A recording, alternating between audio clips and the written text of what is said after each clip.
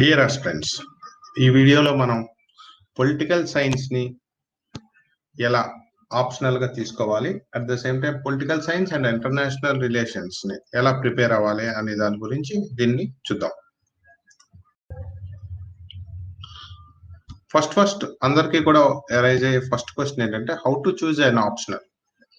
ఒక ఆప్షనల్ చూస్ చేసుకోవాలంటే ఎలా, ఏ క్రైటీరియా బేస్ చేసుకుని చేసుకోవాలి.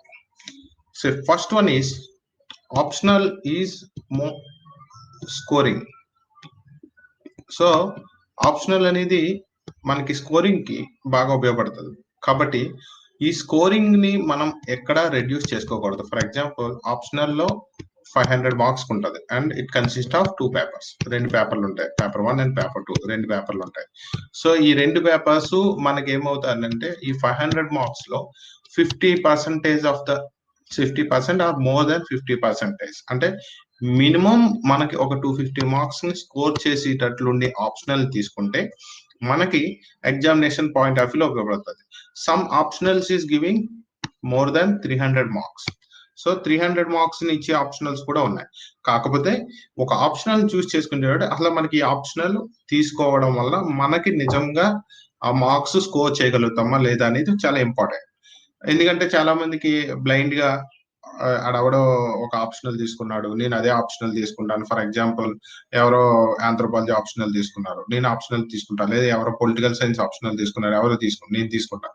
పలానా పర్టికులర్ టాపర్ ఆప్షనల్ తీసుకున్నాడు, నేను అదే ఆప్షనల్ తీసుకుంటా. ఇలాంటి ఫ్యాక్టర్స్ కన్సిడర్ చేయకుండా ఆప్షనల్ కలెక్ట్ చేసుకునేటప్పుడు 2 ఆస్పెక్ట్స్ ని క్లియర్ గా తీసుకోండి. First one is try to understand the syllabus of the optional. Try to understand the syllabus of the optional. ఒక సిలబస్ మొత్తం, ఆప్షనల్ లో ఉన్న సిలబస్ మొత్తాన్ని మీరు అండర్స్టాండ్ చేసుకోవడానికి ట్రై చేయండి.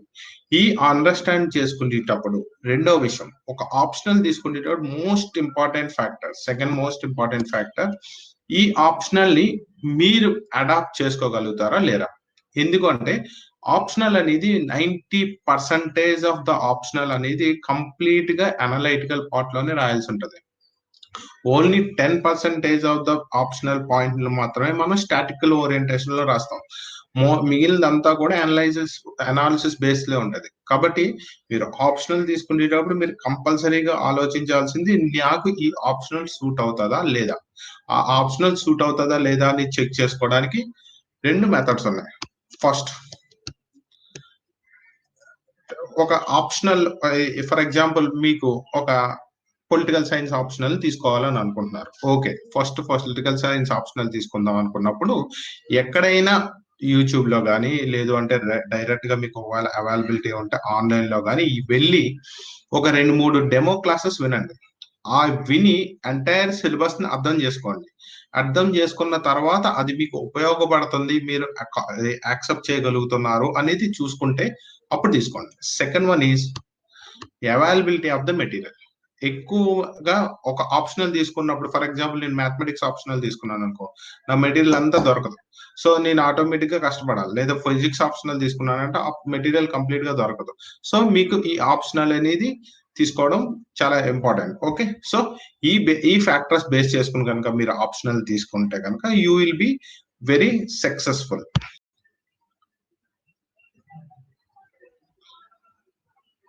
నెక్స్ట్, పొలిటికల్ సైన్స్ ని ఆప్షనల్ గా తీసుకోవచ్చా. పొలిటికల్ సైన్స్ ని ఒకవేళ నేను ఆప్షనల్ గా తీసుకుందాం అని అనుకుంటే కనుక ఏం కావాలి, ఈ విషయం తెలుసుకోవడానికి ముందు అసలు పొలిటికల్ సైన్స్ లో ఉన్న కంప్లీట్ సిలబస్ ఏంటో ఒకసారి చూడండి.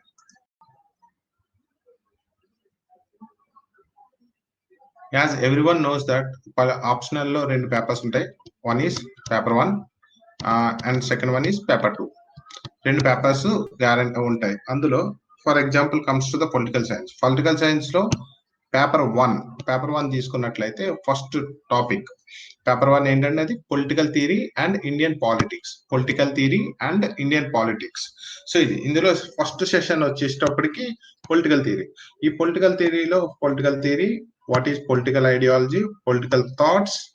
పొలిటికల్ థాట్స్ లో 2 థాట్స్ ఉన్నాయి. ఒకటి Indian political thoughts and what is called western political thoughts. Indian political thoughts అంటే మన కౌటిల్య ఏం చెప్పాడు, what is called as Manusmriti ఏం చెప్పింది, మహాత్మా గాంధీ ఏం చెప్పారు. సో ఇలా ఒక్కొక్కరు ఒక్కొక్క పొలిటికల్ ఐడియాలజీ గురించి చెప్పారు. వాళ్ళ ఐడియాలజీస్ ఏంటనేది తెలుసుకుంటాం ఈ టాపిక్ లో. Second one is political thoughts of the western కి వచ్చేటప్పటికి ఏంటంటే మిచిలే ఏం చెప్పారు, సోక్రటీస్ ఏం చెప్పాడు. ఓకే, సో ఇలాంటివన్నీ మనం ఈ టాపిక్ లో తీసుకుంటాం. సెక్షన్ బి తీసుకున్నట్లయితే దీంట్లో మొత్తం టోటల్ 2 పార్ట్స్ ఉన్నాయి. First one is nationalism and constitution. So nationalism అంటే ఏంటంటే, for example Indian national movement, indirect గా చెప్పాలంటే ఇండియన్ నేషనల్ మూవ్మెంట్ మొత్తం ఇందులో ఉంటది. సో ఇది మీకు అడ్వాంటేజ్ ఏంటంటే, ఇది మీకు కంప్లీట్ గా జనరల్ స్టడీస్ ప్రిలిమ్స్ లో ఉపయోగపడుతుంది అండ్ జనరల్ స్టడీస్ మెయిన్స్ లో ఉపయోగపడుతుంది.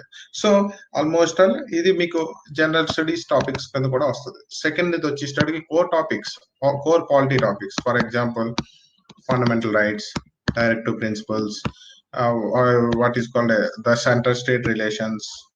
సో మొత్తం పాలిటీలోనే అన్ని ఇంపార్టెంట్ టాపిక్స్ ఇందులో వచ్చినాయి. సో ఇది కూడా మీకు జనరల్ స్టడీస్ లో ఉంది. So it will be helpful for your examination point of view is concern. Next various diverse issues also there. Say for example social issues like social movements, fundamental movements, what is called a Naxalism, terrorism, all these aspects will be studied here. అంటే ఈ topics కి పెద్ద importance లేదు, but మనం ఏంటంటే in brief we will study it.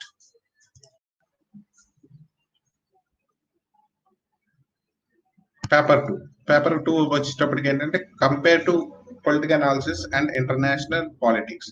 Compare to political analysis అనేది ఏమీ లేదండి. సింపుల్ గా చెప్పాలంటే కంపేర్ టు పొలిటికల్ అనాలిసిస్ కి వచ్చేటప్పటికి కంపేర్ టు పాలిటిక్స్ అంటాం. దీంట్లో మనం చదివేది ఏంటంటే political economies, state in compare to perspectives అనేవి మనం చదువుతాం. ఎగ్జాంపుల్ ఏంటంటే పొలిటికల్ పార్టీస్ అంటే ఏంటి, రెండోది వచ్చి ప్రెజర్ గ్రూప్స్ అంటే ఏంటి, వాటికి ఉన్న లిమిటేషన్స్ ఏంటి, ఇవన్నీ కూడా మనం ఇందులో చదువుతాం. Next second one is international politics లోకి వచ్చేటప్పటికి ఏంటంటే we will study a few theories, అంటే what is called as globalization approaches to study of international relations, key concepts and international relations అనేవి చదువుతాం. నెక్స్ట్ వచ్చేటప్పటికి గ్లోబల్ ఇన్స్టిట్యూషన్స్ అనేవి అన్నిటిని మనం ఇక్కడ చదువుతాం. For example non alignment movement, Asian వచ్చేటప్పటికి, next SAARC, Shanghai cooperation organisation, world bank, IMF, ఇవన్నీ కూడా మొత్తం అందులో చదువుతాం. సెక్షన్ టూకి వచ్చేటప్పటికి సెక్షన్ బికి వచ్చేటప్పటికి అందరికీ తెలిసిందే, ఎందుకంటే ఇది మనం ఆల్రెడీ ఇంటర్నేషనల్ రిలేషన్స్ అని చెప్పేసి జిఎస్ మెయిన్స్ లో చదువుతాం. సో జిఎస్ మెయిన్స్ లో చదువుతాం కాబట్టి ఈ మొత్తం టాపిక్స్ అనేవి అన్నిటిని కూడా మనం ఆల్రెడీ జనరల్ స్టడీస్ లో కవర్ చేస్తాం కాబట్టి it is very easy. What is Indian foreign policy, what are the contribution to the NAM, so non alignment movement యొక్క ఏమైనా రెలవెన్స్ ప్రజెంట్ డే ఉందా లేదా, లేదంటే ఇండియా సౌత్ ఏషియా రిలేషన్స్ ఎలా ఉన్నాయి, look east policy. So India's look east policy అంటే మనం eastern countries మీద తీసుకున్న పాలసీస్ గురించి, నెక్స్ట్ రివర్ వాటర్ డిస్ప్యూట్స్, ఇవన్నీ మొత్తం అన్ని కూడా ఈ టాపిక్ లో చదువుతాం. సో ఇప్పుడు పొలిటికల్ సైన్స్ ని ఆప్షనల్ గా తీసుకోవాలా లేదా అనే దాని గురించి చూద్దాం. పొలిటికల్ సైన్స్ లో 2 పార్ట్స్ ఉన్నాయి, మీరు క్లియర్ గా గమనించినట్లయితే. ఒకటి ఇది static part, second one is dynamic part. Static part అంటే ఏం లేదు, so what is called a political thought అనేది స్టాటిక్ పార్ట్, ఎందుకంటే ఇది మారదు. ఆల్రెడీ చెప్పిన కౌటిల్య మళ్ళీ ఇప్పుడు వచ్చి అర్జెంట్ గా థియరీని మార్చమని అడగడం. సో నెక్స్ట్ ఆల్రెడీ చెప్పిన ప్లాటీ వచ్చి థియరీస్ మార్చమని అడగడు కాబట్టి these parts will be considered. And next దీంట్లో రెండో పార్ట్ వచ్చేటప్పటికి nationalism is also not change. అంటే మనకి ప్రీ ఇండిపెండెన్స్ ఎరాలో జరిగిన నేషనల్ మూవ్మెంట్ అంతా కూడా స్టాటిక్ పార్ట్ లో ఉంది. సో ఈ 2 పార్ట్స్ కూడా మీకు సింపుల్ గా మనం దేంట్లో చెప్తాం, స్టాటిక్ పార్ట్ లో చెప్తాం. స్టాటిక్ పార్ట్ ఉంటది కాబట్టి అట్ ద సేమ్ టైం ఇక్కడ ఉన్న అడ్వాంటేజ్ ఏంటంటే this part is covers more than 40% of the syllabus. So 40% of the syllabus ను కవర్ చేస్తుంది. Second dynamic part, for example polity. ఎందుకు పాలిటీని డైనమిక్ పార్ట్ లో పెట్టామంటే, పాలిటీలో there is a feature which was introduced in India that is called as amendments. So ఇండియాలో amendment అని ఒక ప్రిన్సిపల్ పెట్టాం. ఆ అమెండ్మెంట్ అని ప్రిన్సిపల్ పెట్టడం వలన మనం పాలిటీని అవసరమైనప్పుడల్లా మార్చుకుంటున్నాం. That's why I kept it is in dynamic part. Second one is international relations. International relations లో ఒక ఇంటర్నేషనల్ థాట్ తప్ప మిగిలిందంతా కూడా it's comes under the dynamic relations only. So dynamic relations ఎందుకంటే ఇండియా పాకిస్తాన్ కి మధ్యలో ఉన్న సంబంధాలు తీసుకున్నాం. Next India south east Asian countries ఉన్న రిలేషన్స్ తీసుకున్నాం. ఏమైనా తీసుకున్నా సరే ఎప్పటికప్పుడు మనం కరెంట్ అఫైర్స్ తో పాటు అప్డేట్ చేసుకోవాల్సి ఉంటుంది. So but it consist of 60% of the syllabus. So ఎందుకంటే ఎక్కువ ఎఫర్ట్ ఇక్కడ పెట్టాల్సి ఉంటుంది దానివల్ల ఇది. సో మీకు ఇంకో విషయం ఏంటంటే this part is completely covered for the general studies and ఇందులో కూడా 20% of the syllabus is covering the general studies. So in detail గా చెప్పాలంటే మనం జనరల్ స్టడీస్ మనం ఎలాగా సివిల్స్ ప్రిపేర్ అవ్వాలంటే చదవాలి. ఈ జనరల్ స్టడీస్ చదివే దాంట్లో నియర్లీ 80% వరకు సిలబస్ అనేది political science syllabus is equivalent to general studies. But ఒక చిన్న విషయం, మనం జనరల్ స్టడీస్ చెప్పినప్పుడు ఒక టాపిక్ ని మనం జనరలైజ్ చేసి రాస్తాం. సో ఫర్ ఎగ్జాంపుల్ సింపుల్ గా చెప్పాలంటే ఇండియా పాకిస్తాన్ రిలేషన్స్ ఏంటి అని అడిగామంటే ఇండియా యొక్క ఏం జరుగుతుంది, ఇండియా ఏమేమి రిలేషన్స్ ఉన్నాయి పాకిస్తాన్ తో. ఫర్ ఎగ్జాంపుల్ కాశ్మీర్ ఇష్యూ ఉంది, కాశ్మీర్ ఇష్యూలో ఇండియా స్టాండ్ ఏంటి, నెక్స్ట్ పాకిస్తాన్ స్టాండ్ ఏంటి అనేది చెప్తాం. సో నెక్స్ట్ ఇంకోటి what is called as what is second water dispute issue ఉంది. సో ఇండస్ వ్యాలీ ట్రీటీ ఉంది. సో ఇవన్నిటిని కూడా మనం ఏం చేస్తామంటే only what is the perspective of India విసర్విస్ with what is the perspective of Pakistan అనేది చెప్తాం. కానీ ఇన్ పొలిటికల్ సైన్స్ దీంట్లో వి విల్ ఇంట్రడ్యూస్